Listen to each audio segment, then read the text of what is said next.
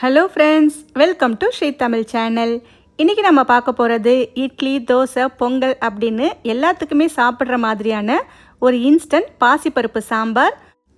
அதிக நேரம் இல்லாத போது சட்டுன்னு ஒரு 10-15 நிமிஷத்துலேயே இந்த சாம்பாரை நாம் செஞ்சு முடிச்சிடலாம். முதல்ல ஒரு குக்கரில் அரை கப் அளவுக்கு பாசிப்பருப்பு எடுத்துக்கோங்க. இப்போ இந்த பாசிப்பருப்பை 2-3 தடவை நல்லா கழுவிட்டு பாசிப்பருப்பு மூழ்கிற அளவுக்கு தண்ணி சேர்த்து ஒரு 10 நிமிஷம் ஊற விடுங்க. 10 நிமிஷத்துக்கு அப்புறமா ஒரு 10-12 சின்ன வெங்காயத்தை 2ஆக நறுக்கி சேர்த்துக்கங்க.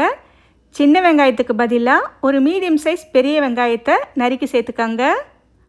ஒரு 5 பச்சை மிளகாயை நறுக்கி சேர்த்துக்கங்க. 4 பல் பூண்டு சேர்த்துக்கங்க. 2 மீடியம் சைஸ் நல்ல பழுத்த தக்காளியாக சேர்த்துக்கங்க. புளிப்புக்கு தக்காளி மட்டும்தான் அப்படின்றதுனால அதுக்கேற்ற மாதிரி தக்காளி சேர்த்துக்கங்க. அடுத்து ஒரு கத்திரிக்காயை இந்த மாதிரி பொடியாக நறுக்கி சேர்த்துக்கங்க. கத்திரிக்காய் மட்டும் இல்லை, நீங்கள் எந்த காய்கறிகள் வேணாலும் சேர்த்துக்கலாம். காய்கறிகள் இல்லாமல் வெறும் வெங்காய தக்காளி மட்டுமே இருந்தாலுமே இந்த சாம்பார் நல்லாயிருக்கும். அடுத்து இதில் கொஞ்சமாக மஞ்சள் தூள் சேர்த்துக்கங்க. இப்போ இது கூட ஒரு சின்ன ஸ்பூன் அளவுக்கு சாம்பார் பொடி சேர்த்துக்கங்க. சாம்பார் பொடி இருந்தால் சேர்த்துக்கங்க, இல்லைன்னா ஸ்கிப் பண்ணிக்கலாம். அடுத்து இதில் ஒரு 1/4 ஸ்பூன் அளவுக்கு தனி மிளகாய் தூள் சேர்த்துக்கலாம். இன்னும் ஒரு 1/4 ஸ்பூன் அளவுக்கு சோம்பு சேர்த்துக்கங்க. இப்போ இதில் கொஞ்சமாக கொத்தமல்லி இலை சேர்த்துக்கங்க. கடைசியாக ஒரு ஸ்பூன் எண்ணெய் சேர்த்துக்கங்க. அவ்வளவுதான். இப்போ குக்கரை மூடி போட்டு அடுப்பை மீடியம் ஃப்ளேமில் வச்சு ஒரு 3 விசில் வேக வச்சு எடுத்துக்கங்க. குக்கர்லேருந்து ஸ்டீம் இறங்கினதுக்கப்புறம் திறந்து பார்த்தீங்கன்னா உங்களுக்கு பாசிப்பருப்பு, காய் எல்லாமே நல்லா வெந்து வந்திருக்கும்.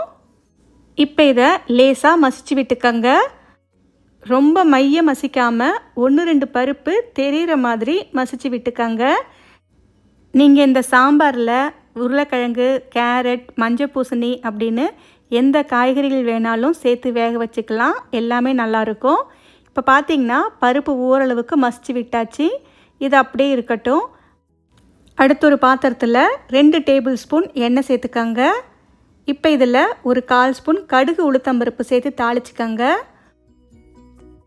கடுகு நல்லா பொரிஞ்சு வந்ததும் இன்னும் ஒரு 1/4 ஸ்பூன் அளவுக்கு மிளகு சேர்த்துக்கங்க. மிளகு கண்டிப்பாக சேர்த்துக்கங்க. இதோட ஃப்ளேவர் இந்த சாம்பாருக்கு ரொம்பவே நல்லாயிருக்கும். மிளகு நல்லா வெடித்து வரணும். இது கூடவே ஒரு 3 காஞ்ச மிளகாயை கிள்ளி சேர்த்துக்கங்க. மிளகாயும் கண்டிப்பாக மறக்காமல் சேர்த்துக்கங்க. மிளகாய் லேசாக வதங்கி நல்லா நிறம் மாறி வரணும்.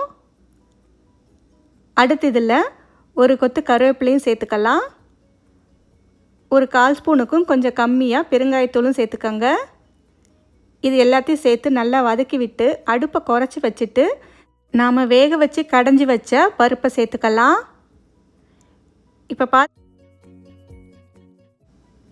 இப்போ பார்த்தீங்கன்னா இந்த பருப்பு கொஞ்சம் கெட்டியாக இருக்கிற மாதிரி இருக்குது. உங்களுக்கு பொங்கல் கூட சாப்பிட்ணும் அப்படின்னு நினச்சிங்கன்னா இந்த கன்சிஸ்டன்சிலேயே கொஞ்சமாக உப்பு சேர்த்து ஒரே ஒரு முறை நல்லா கொதிக்க விட்டு ஸ்டவ் ஆஃப் பண்ணிடலாம். நான் இன்றைக்கி இட்லி தோசைக்கு செய்கிறதுனால இந்த சாம்பாரில் இப்போ நாம் கொஞ்சம் தண்ணி சேர்த்துக்கலாம். தண்ணி பார்த்திங்கன்னா பச்சை தண்ணி சேர்க்கக்கூடாது, நல்லா கொதிக்க வச்ச சுடு தண்ணியாக சேர்த்துக்கங்க. பச்சை தண்ணி சேர்த்திங்கன்னா சாம்பாரோட டேஸ்ட்டு மாறி போயிடும். அதனால் கண்டிப்பாக சுடு தண்ணி சேர்த்துக்கங்க. உங்கள் கன்சிஸ்டன்சிக்கு ஏற்ற மாதிரி தண்ணி சேர்த்து ஒரு முறை நல்லா கலந்து விட்டுக்கங்க. அடுத்து இதில் தேவையான அளவு உப்பு சேர்த்துக்கலாம். இதில் காய்கறிகள் அதிகம் சேர்க்காததுனால உப்பு சேர்க்கும்போது பார்த்து சேர்த்துக்கங்க. இப்போ பார்த்தீங்கன்னா உப்பு சேர்த்து ஒரு முறை கலந்து விட்டு அடுப்பை மீடியம் ஃப்ளேமில் வச்சு ஒரு 3-4 நிமிஷம் கொதிக்க விட்டால் போதும். ஒரு 4 நிமிஷம் கொதிச்சதுக்கப்புறமா நாம் ஸ்டவ் ஆஃப் பண்ணிடலாம். கடைசியாக நறுக்கிய கொத்தமல்லி இலை சேர்த்துக்கங்க. அவ்வளவுதான். ஒரு சிம்பிளான பாசிப்பருப்பு சாம்பார். அதிக பொருட்கள், மசாலா எதுவுமே இல்லாமல் சட்டுன்னு ஒரு 10-15 நிமிஷத்துலேயே நாம் இதை செஞ்சிடலாம். சுட சுட இந்த சாம்பாரோட இட்லி, தோசை, பொங்கல் அப்படின்னு எல்லாமே நல்லாயிருக்கும். இந்த ரெசிப்பியை உங்கள் வீட்டில் ஒரு முறை ட்ரை பண்ணி பார்த்துட்டு எப்படி இருக்குன்னு சொல்லுங்கள். இந்த ரெசிபி உங்களுக்கு பிடிச்சிருந்தா லைக் பண்ணுங்கள், ஷேர் பண்ணுங்கள். ஸ்ரீ தமிழ் சேனலுக்கு சப்ஸ்கிரைப் பண்ணுங்கள். தேங்க்ஸ் ஃபார் வாட்சிங்.